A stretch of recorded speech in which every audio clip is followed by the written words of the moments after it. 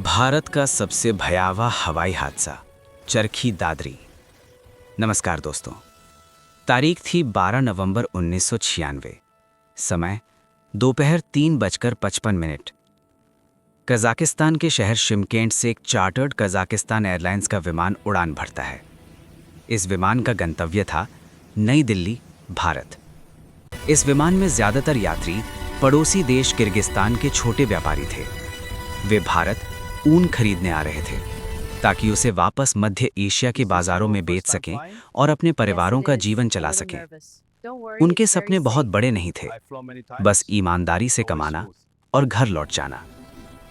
उसी समय नई दिल्ली में, उधर भारत की राजधानी दिल्ली में इंदिरा गांधी इंटरनेशनल एयरपोर्ट पर एक और विमान उड़ान भरने की तैयारी में था। ये था सऊदी एयरलाइंस का विशाल विमान बोइंग 747। इस विमान में 312 यात्री सवार थे, जिनमें से 231 भारतीय नागरिक थे। ये लोग कोई अमीर पर्यटक नहीं थे। ये थे मजदूर, निर्माण कार्य करने वाले श्रमिक, घरेलू कामगार, जो सऊदी अरब रोजगार की तलाश में जा रहे थे ताकि वे अपने परिवारों के लिए 2 वक्त की रोटी और बेहतर भविष्य कमा सकें। एयर ट्रैफिक कंट्रोल की वो शाम। उस शाम एयर ट्रैफिक कंट्रोल टावर में ड्यूटी पर थे air traffic controller VK Datta. उनकी जिम्मेदारी थी आसमान में उड़ रहे हर विमान को सुरक्षित रखना।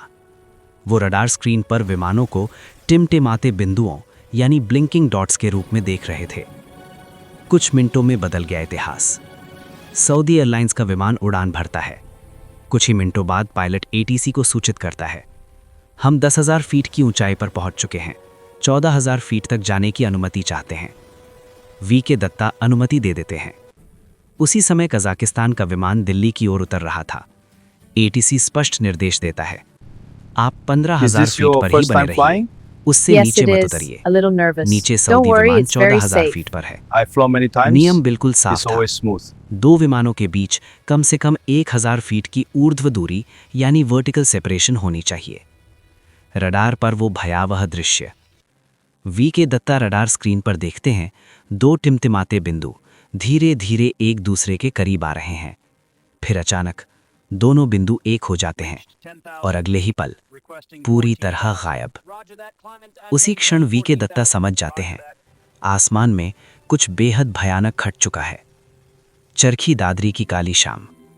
दिल्ली से लगभग 100 किलोमीटर दूर हरियाणा का एक छोटा सा कस्बा चरखी दादरी।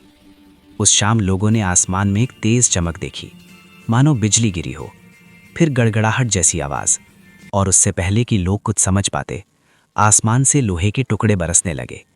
2 विमान हवा में टकरा चुके थे।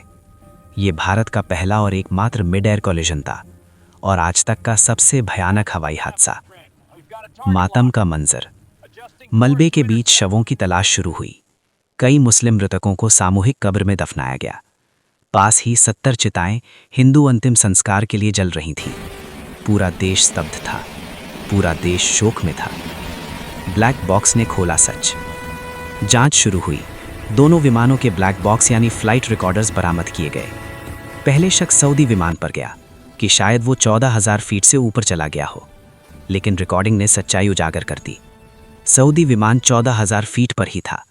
टक्कर भी 14,000 फीट पर हुई। इसका मतलब साफ था, कजाक विमान नीचे उतर आया था। एक छोटी गलती, सैकड़ों मौतें। जांच में सामने आया कि कजाक पायलटों को अंग्रेजी ठीक से समझ नहीं आती थी। एटीसी की बात एक रेडियो ऑपरेटर इंग्लिश से रशियन में अनुवाद कर रहा था। एटीसी का निर्देश गलत समझ लिया गया। उन्होंने समझा कि 15,000 फीट मेंटेन करने का निर्देश किसी और विमान के लिए है और उन्होंने विमान नीचे उतार दिया। Swiss cheese model. दुर्घटनाएं कभी एक वजह से नहीं होती, बल्कि कई छोटी छोटी गलतियां एक साथ हो जाएं तो बड़ी तबाही होती है।